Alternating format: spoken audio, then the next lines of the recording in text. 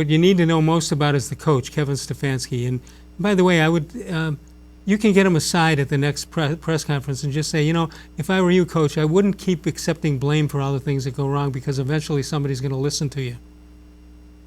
Yes, absolutely. You do have to be a little bit careful about that. I understand the sentiment. I understand wanting to take heat off of your players and things like that, but you don't want to go announcing to the world too much about what you have going wrong or what you've done wrong in a game. I think there's a fine line that you can walk there where you can say, whatever. Yes, I should have called more runs, or I should have rushed on the I should have rushed Joe Burrow on the Hail Mary pass. You can do that occasionally, but I think you're right. I think for the most part, you want to present a front of, I've got this. That was a bad call. That concerned me a bit that he didn't think that Burrow had enough arm strength to make that throw. He had to see a million of his throws on film and the combine. You know what? That's one of those things where you're not. I mean, that's one of those things where Kevin Stefanski took the blame for that, and maybe he made that call, and maybe he didn't. So that's true. That's another. I take these guys for granted. I assume if they tell us something, they really mean it. But apparently that's not the case all the time.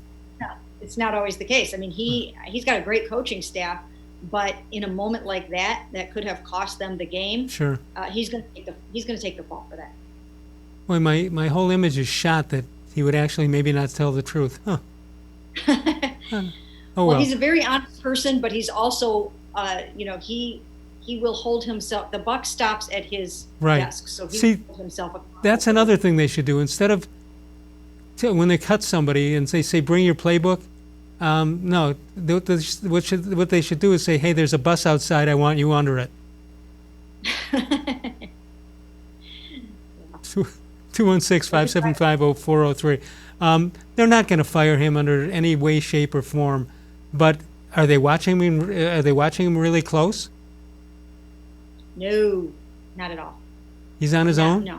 Go in the office and doodle some plays?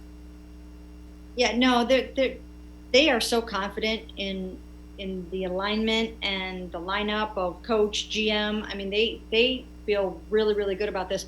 And I think that Kevin Stefanski has given them every reason to be excited about the hire that they have made.